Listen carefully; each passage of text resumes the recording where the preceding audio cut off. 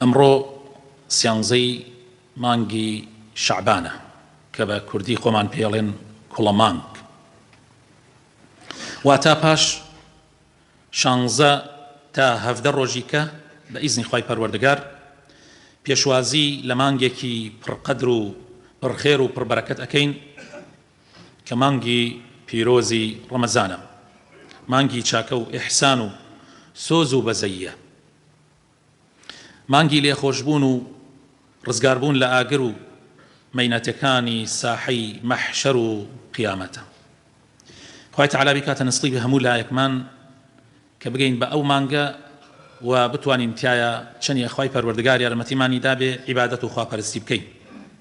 خوای تەعالا ئەو مانگە بکاتە مانگی خۆشبەختی و ئاسوودەیی بۆ دڵ و دەروون و ڕوحەکانمان. پێویستە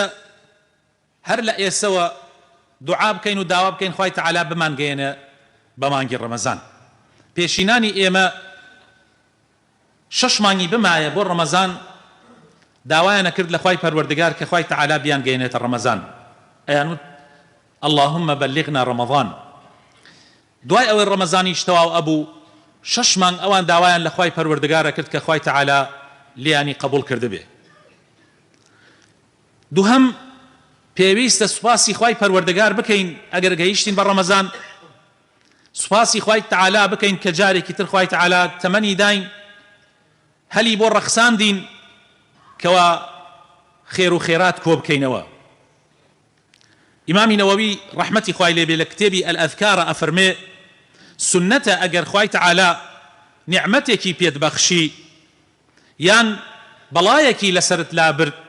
سنەتە سوژدەی شکر بۆ خوای پەروەردگار ببەی و حەمد و سەنای خوای پەروەردگار بکەی. سێیەم ئەبێ زۆر دڵمان خۆش بێ وەکو مژدەیەک وەری بگرین، چونکە بەڕاستی خۆشەویستەکانم هیچ مژدەیەک ئەوەندەی ئەوە خۆش نییە کە خوای تەعالا هەندێک کاتت بۆ بڕەخسێنێکەوە تۆ حەسەناتەکانت چەند قات بکەیتەوە. طەلحەی کوڕی عوبەیدوڵڵا سەحابەی بەڕێزی پێغەمبەری خوا صلی الله عليه وسلم یەکێکە لە عشرەی مبەشەرە لەو دەکەسەی کە مژدەی بەهەشتیان پێدراوە لەلایەن پێغەمبەری خۆشەویستمان صلی الله عليه وسلم ئەیگەڕێتەوە ئەفەرمێ دوو کەس دوو برا لە زمانی پێغەمبەرا صلی الله عليه وسلم ئیمانیان هێنا بەیەکەوە. ئەم دوو کەسە یەکێکیان لەگەڵ پێغەمبەرا چوو بە غەزا و شەهید بوو لە پێناوی خوا، ئەوی تریشیان پاش ساڵێ دوای ئەو بە نەخۆشی و مەرگێکی ئیعتیادی وەفاتی کرد. ئەڵێ من خەوم بینی لە خەوما قیامەتە و ئەوە براین بۆ بەهەشت و لە دەرگای بەهەشتا ڕاوەستاین، دەرگاوانی بەهەشت دەرگاکەی کردەوە و من و ئەو دوو کەسە وەستا بووین، بانگی کرد ئەوەیان کە بە مەرگێکی ئیعتیادی مرد، ئەڵێ بانگی کرد ڕۆیشتە ناو بەهەشتەوە. پاشان هاتە دەرەوە بانگی شەهیدەکەشی کرد، ئەوەی کە ساڵێ پێشا شەهید بوو ئەویشی بانگ کرد، ئەویش چووە بەهەشتەوە. پاشان هاتە دەرەوە و بە منی وت تۆ هێشتا بۆستە جارێکان سرەی تۆ نەهاتووە. ئەڵێ منیش بەیانی لە ناو خەڵکا باسم کرد و گێڕامەوە بۆ خەڵکی سەرسوڕمان بوون. ئەڵێ پێغەمبەری خوا صلی الله عليه وسلم فەرمووی ئەوە ئێوە بۆ سەرسوڕمان بوون، بۆ عەجایبتان دێت چی بووە؟ ئەڵێ وتیان ئەی پێغەمبەری خوا ئەو دوو برایە یەکێکیان پێشا شەهید بوو لە پێناوی خوایە گیانی بەخشی، ئەوی تریشیان بە مەرگێکی ئیعتیادی مرد، باشە بۆ ئەبێ ئەوەی دوو هەمیان کە ساڵێ دوای ئەوە مرد و بە مەرگێکی ئیعتیادی مرد پێشا بڕاتە بەهەشتەوە، پاشان ئەو بچێتە بەهەشتەوە. ئەبێ هۆکاری چی بێ؟ پێغەمبەری خوا صلی الله عليه وسلم فەرمووی ئەی باشە ئەو ساڵێک پاش ئەو نەمرد؟ وتیان بەڵێ ئەی پێغەمبەری خوا. فەرمووی ڕەمەزانی تیا نەبوو؟ وتیان بەڵێ ئەی پێغەمبەری خوا. دەی فەرمووی مانگێک ڕۆژوو ساڵێک عیبادەت و خواپەرستی، نوێژ، زکر، دوعاکردن، ئەو هەموو عیبادەتە ساڵێک بۆیە ئەو پێشکەوت بەهۆی ئەو عیبادەتەی کە ساڵێک ئەنجامیدا بۆیە خۆشەویستەکانم ئەگەر خوای تەعالا تەمەنت بدا و تەمەنت درێژ کات تا ڕەمەزانێک دێتە سەرا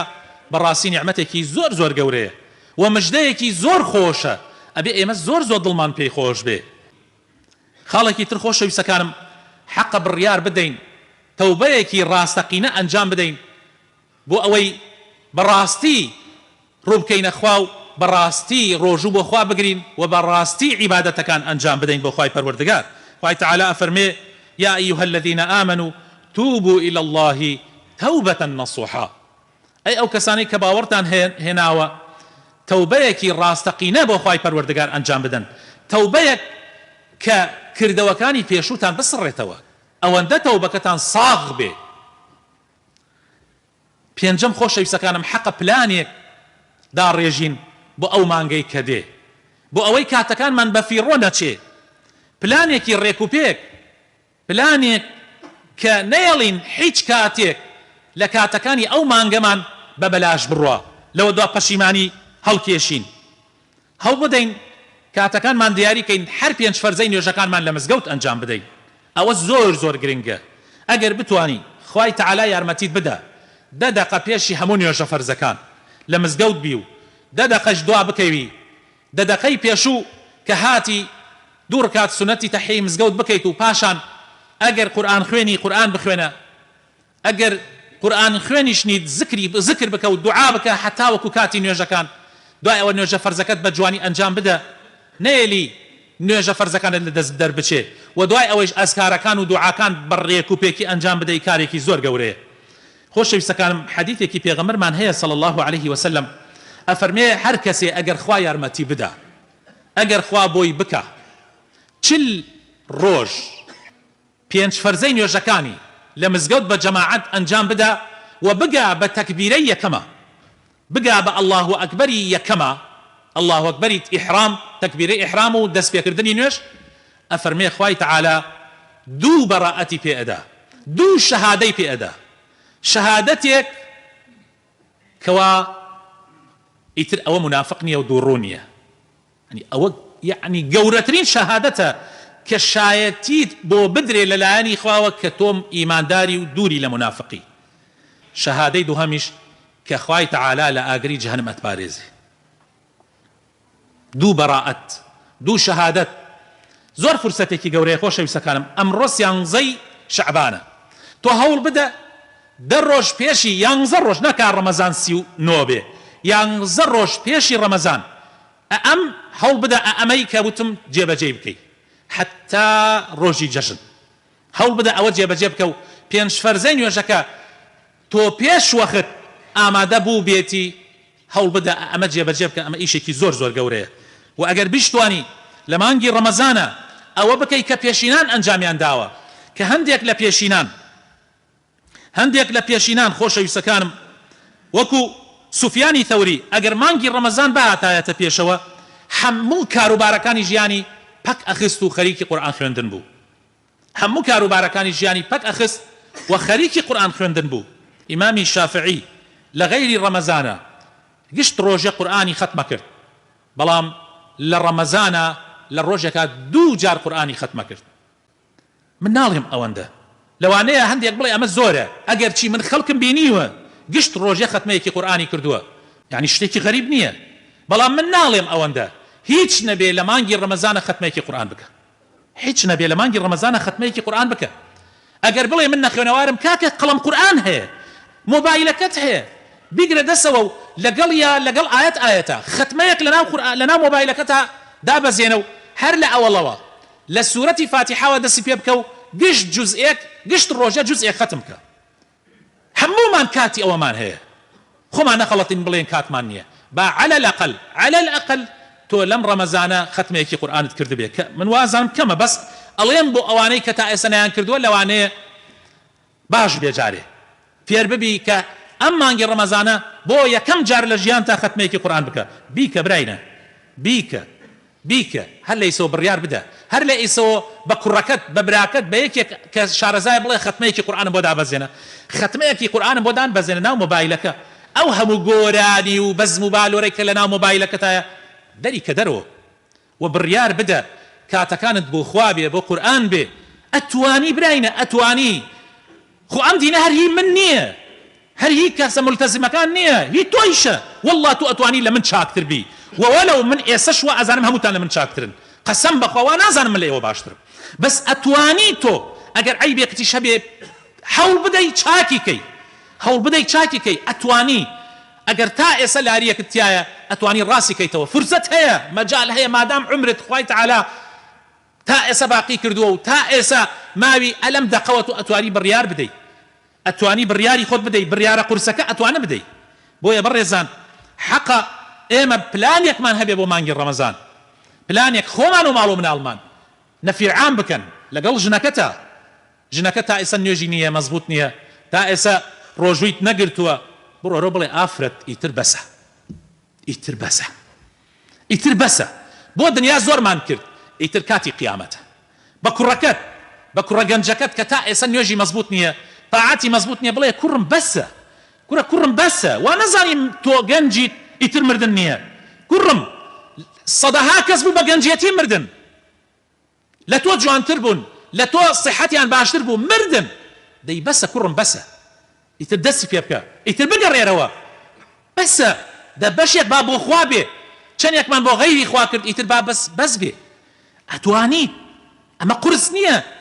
لەگەڵ ماڵە هیچ نەبێ تۆ بیکە ئەگەر مناڵەکەت بە قسەشی نەکردی تۆ ئیتر تاوانت لەسەر نامێنێ بەس بیکە لەگەڵ ماڵ و مناڵتە بەرنامەیەک بۆ ماڵدا ڕێژە قەناتە خراپەکانی تەلەڤیزۆنەکە و سەتەلایتەکەت بخەلا ئیتر بە ئەم مانگە عەلە لەقەل ئەم مانگە بڕیار بدە بیخەرە سەر قەناتە دینیەکان با تۆزێ لە ماڵەکەتا قورئان بخوێنرێ با دووسێ وتاری باش ڕۆژانە لە ماڵەکەتا لێ بدرێ بەشکی خوای تەعالا بەرەکەت بڕژێنێ بەسەر خۆت و ماڵ و مناڵتە هەها براینە هەستەکەی لەگەڵ دینداری زیاد بوونە ئەوە تا خوای تەعالا خەریکە ناڕەحەتیەکانمانە سەر لە ئابا ئەو بارانی ڕەحمەت ئەوە ئەلحەمدولیلا خەریکە موچەش کێشەی موچەش حەلە بێ براینە ئێمە چاک بین خوای تەعالا خۆی هەموو کارەکانمان بۆ چاکەکە دڵنیا بە هەموو شتەکانمان بۆ چاکەکە دەی بەس با باش بین ڕەمەزانە لە پێش میوانێکی زۆر بەڕێزە میوانێکی زۆر بە قەدرە لەوانەیە ئەم جارە ئاخر فرسەتی ژیانت بێ لەوانەیە بۆ خەڵکانێک نەبوون خۆشەویستەکانم لەگەڵمان نابوون ئێستا ماڵ ئاوایان کردو لەم دنیایە نین واللهی بڕۆیتە لایەن ئێستا قسەیان لەگەڵا بکەی بڕۆیتە سەر قەبرەکانیان و ئەوان بێنە زمان و قسەیان لەگەڵا بکەی واللهی پەشیمان نین لە هیچ شتێکی دنیا وەکو ئەوەنەی پەشیمانن لە عیباد واللهی بڵێ پەشیمانی لەوەی خانوت نەبوو لەوەی پلەپایەت نەبوو لەوەی پارەت نەبوو والله تەنها پەشیمانن لەوەی کەوا کاتەکانیان بە فیڕۆدا فرسەت و هەلەکانیان نەقۆستەوە کەوا عیبادەت و تاعەتی خوا بکەن براینە لەوانەیە لەسەر تای ترازووی چاکەکانت تۆ لە ڕۆژی قیامەتە لەوانەیە پێویستت بە سوبحان الله یەک بێت تا ڕزگارت بێ